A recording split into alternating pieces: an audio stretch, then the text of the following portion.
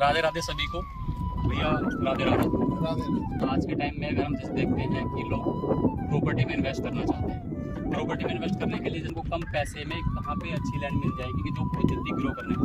देखिए, पूरे हिंदुस्तान में अगर आप नज़र डालिएगा तो सबसे ज़्यादा विजिट और बुकिंग और सेल परचेज सिर्फ जेवर में हो रही है। इसके बाद आप मथुरा में भी हो रही है, अयोध्या में भी हो रही है, लेकिन सबसे ज़्यादा लगभग 50% क्लाइंट जेवर में अपना एक प्लॉट खरीदते हैं। अब क्या है कि हम लोग अगर लाख रुपए गज की ज़मीन खरीदते हैं तो उसको लाख से 1.5 लाख जाने में 10 साल लग जाते हैं। लेकिन जब हम सस्ती ज़मीन 20,000 15,000 के रेट में, बेसिक रेट में ज़मीन जब खरीदते हैं तो उस ज़मीन का 2 से 3 साल में 40,000 50,000 का तो 2 गुना 3 गुना तुरंत प्रॉफिट हो जाता है।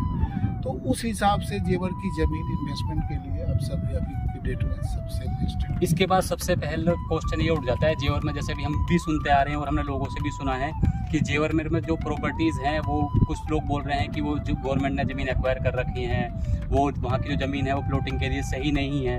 तो इसके बारे में अगर आप हमारे दर्शकों को थोड़ा बता सकें ताकि वो अच्छे से समझें और फिर इन्वेस्ट कर सकें। देखिए, असल में क्या है कि जब भी गवर्नमेंट कहीं भी डेवलपमेंट का प्लान बनाती है तो उसका एक वो कॉरिडोर बनाती है और उसका एक लैंडमार्क होता है, डेवलपमेंट के प्लान के अंदर होता है। तो जैसे जेवर में जो डेवलपमेंट का प्लान है वो प्लान का नक्शा पूरा का पूरा बना हुआ है। पूरे जेवर एरिया में आर जोन, इंडस्ट्रियल जोन, ये सब चीज़ को बांट दिया गया है। तो जो डेवलपमेंट का जहाँ तक गवर्नमेंट का प्लान है उस प्लान से बिल्कुल बाहर आकर के, लेकिन इंडस्ट्री से नज़दीक और भी बहुत चीज़ें हैं यहाँ पर जिसके नज़दीक मैंने ये प्लॉटिंग किया है। तो यहाँ पर बिल्कुल सेफ है और यहाँ पर आप इन्वेस्टमेंट करेंगे तो किसी तरीके की दिक्कत नहीं। वो जो आपको मन में एक डाउट है कि गवर्नमेंट इंक्वायरी करे, बिल्कुल लोगों का उस डाउट को हम यहाँ बैठ के क्लियर करेंगे। उसके बाद हम बात करते हैं कि जैसे भी लोग इन्वेस्टर्स जो हमारे हैं जो देख रहे हैं कि इसके आसपास अगर उनको हम बता सकें कि जेवर एयरपोर्ट तो सबको पता है कि एयरपोर्ट बन रहा है, एयरपोर्ट के अलावा और क्या क्या इसके आसपास पूरा आगरा तक की जैसे हम बोल रहे हैं कि डेवलपमेंट आ चुका है, तो अगर आप थोड़ा सा इसके बारे में लोगों को ब्रीफ कर सकें। 2024 में मोदी जी सिंगापुर गए थे। ओके। तो सिंगापुर में एक उनका कार्यक्रम हुआ था, वो आप देखिएगा। उस कार्यक्रम में वो सिंगापुर से बहुत प्रभावित हुए थे। ओके। और उन्होंने बोला था कि मैं इंडिया में कई सिंगापुर बनाना चाहता हूँ। ठीक है। तो उनका जो ये जेवर एयरपोर्ट है ये एरिया पूरा 165 किलोमीटर में है, परी चौक से लेके और आगरा के बीच में। इस एरिया को एज ए सिंगापुर वो डेवलप करना चाहते हैं, जिसमें डिफेंस कॉरिडोर भी हो, डिफेंस एजुकेशन सेंटर भी हो, जहां इंडस्ट्री भी हो, जहां पर विदेशी कंपनियां आकर के अपना रोजगार भी बनाए। एयरपोर्ट इंटरनेशनल लेवल का है, प्लस यहाँ डिस्ट्रिक्ट सेंटर तैयार हो रहा है। 15 विदेश की यूनिवर्सिटी, टॉप यूनिवर्सिटी यहाँ अपना कॉलेज बनाने जा रहा है। सामने 4 देश की एम्बेसी का सारा DPR तैयार हो गया जो उसका बन रहा है। प्लस यहाँ पर एक जंगल डेवलप करने जा रहा है बहुत विशाल। नाइट सफारी डेवलप हो रहा है, फिल्म सिटी आ रहे हैं, रेजिडेंशियल जोन भी बहुत डेवलप हो रहा है। प्लस ट्रैक है, एक क्रिकेट स्टेडियम बनाने का प्लानिंग है। मतलब कि पूरा का पूरा एक न्यू शहर जो एकदम आधुनिक हो उस तरह का डेवलपमेंट है। जितनी भी IT सेक्टर है आप देख लीजिए, गुड़गांव से सारी IT सेक्टर जेवर एयरपोर्ट के पास ही आ रही है। उसको ज़मीन, और गूगल तक ने यहाँ ज़मीन खरीद लिया, माइक्रोसॉफ्ट खरीद लिया, अडानी ने यहाँ पर ज़मीन खरीद लिया, रिलायंस कंपनी ने यहाँ ज़मीन खरीद लिया।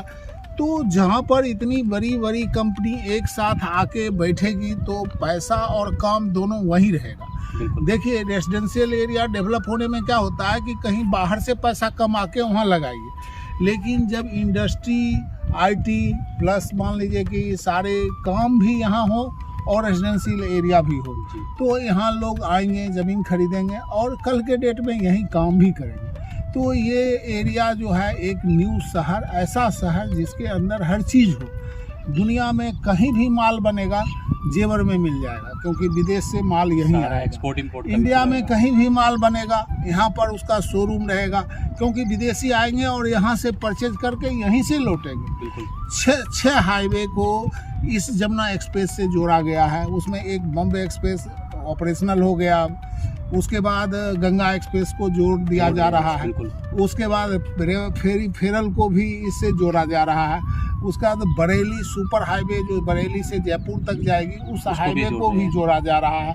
उसके बाद और भी कई सड़कें हैं, ग्रैंड ट्रंक रोड को भी इससे जोड़ा जा रहा है। तो हिंदुस्तान की टॉप 6 हाईवे को जमुना एक्सप्रेस से इसलिए जोड़ा जा रहा है कि जमुना एक्सप्रेस पर जेवर एयरपोर्ट पर पूरे हिंदुस्तान की कनेक्टिविटी हो जाए, जिससे यहाँ पर बिजनेस करना आसान हो जाए। अभी मैंने जैसे भी लास्ट वीक सुना भी था और न्यूज़ में भी देख रहा था, अभी तो रैपिड मेट्रो का भी एक आगरा से प्रोजेक्ट पास हुआ है जेवर के लिए। आगरा से लेके और दिल्ली तक वो रैपिड रेल की DPR तैयार है, और वो उतना ही नहीं, बुलेट ट्रेन बनारस से लेके दिल्ली तक उसका भी पूरा DPR तैयार है, वो भी बन के इसी रोड से निकलेगी। उस समय यहाँ पर आइएगा तो 2 लाख रुपए गज से कम की जमीन नहीं रहेगी। बिल्कुल एग्री है। अगर हम माने तो सपोज करो ऐसे देखते डेवलप हुआ है, गुड़गांव डेवलप हुआ है, तो उससे भी एडवांस जाके ये और डेवलप होने वाला है। नोएडा में सिर्फ IT सेक्टर था, बिल्कुल। गुड़गांव में सिर्फ IT सेक्टर है, लेकिन यहाँ इंडस्ट्री भी है, यहाँ डिफेंस भी है, यहाँ जेवर एयरपोर्ट भी है, यहाँ पर विदेशी कंपनियां भी हैं, यहाँ यूनिवर्सिटीज वगैरह भी आ रही हैं। तो ये नेक्स्ट लेवल का जनरेशन का मतलब एरिया डेवलप हो रहा है, नेक्स्ट लेवल जो इंडिया में अभी तक ऐसा नहीं बना है, उस तरह का यहाँ पर डेवलपमेंट होगा। आपने बहुत अच्छे से एक्सप्लेन किया, मेरे ख्याल से जितने भी इन्वेस्टर्स हैं उनको बहुत अच्छे से समझ में आया भी होगा, और यहाँ पे फ्यूचर में किस तरह की डेवलपमेंट होने वाली है उसके बारे में भी उनको अच्छे से जानकारी मिली होगी।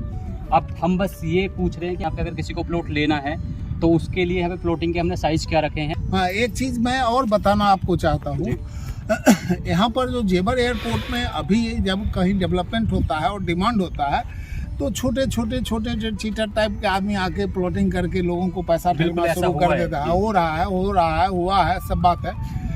और वो एग्रीकल्चर लैंड को बेच के भी कहते हैं कि हमारा रेसिडेंशियल है, लेकिन एक चीज़ अच्छे से जान लीजिए कि कोई भी रेसिडेंशियल लैंड होती है तो उसका एक सर्किल रेट होता है। इस रेट पर अगर ज़मीन बिक रही है तो वो रेसिडेंशियल है, नहीं तो नहीं है। तो जैसे मेरी ये ज़मीन है, जिस ज़मीन पर अभी हम खड़े हैं, ये ज़मीन का सर्किल रेट 5500 रुपये के आसपास, 5000 से 5500 के बीच है।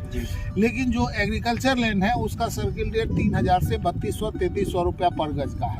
तो इसका मतलब है जो 3200-3300 गज पर आपको सेल हो रहा है वो एग्रीकल्चर लैंड है, लेकिन वो पैसा दे के उसमें भी लिखवा देते हैं कि आवासीय लैंड, लेकिन ऐसा नहीं है। सर्किल रेट आप गूगल कर लीजिए इस एरिया का तो आपको समझ में आ जाएगा।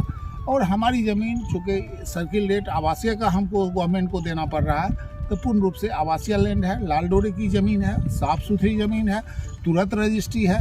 तुरंत आपको 3 चीज़ हम ज़रूर देंगे इसमें, हम आपको पोजीशन देंगे, हम आपको रजिस्ट्रेशन देंगे और मोटेशन देंगे, और हमारे हिसाब से यही 3 किसी भी ज़मीन में होनी चाहिए। मेन पेपर होते हैं, ये तीनों देंगे। और उतना ही नहीं, एक चौथा चीज़ मैं आपको ये भी दूंगा कि हमारे प्लॉट में, हमारे जगह पर अगर ज़मीन इसमें आप खरीदते हैं, हर साल कम से कम 25% का डेवलपमेंट आपको करके देंगे, जिससे कि आप आज खरीदते हैं तो अगले साल आपको 25% मुनाफा से बैक हो सकते हैं। ठीक है। प्लॉट के साइज और जो साइज यहाँ पर हमारा मिनिमम 110 गज का है और मैक्सिमम 900 गज का है। 110 गज, 130 गज, 140 गज, 200 गज, 500 गज, 600 गज, 700 गज बड़े साइज हैं, क्योंकि मेरे पास अच्छे कस्टमर हैं और बड़े साइज मेरे जल्दी बिक रहे हैं। छोटे साइज में हमको टाइम लग रहा है, तो आगे तो मैं ये सोच रहा हूँ 200-300 गज से कम का प्लॉट में बनाऊंगा ही नहीं।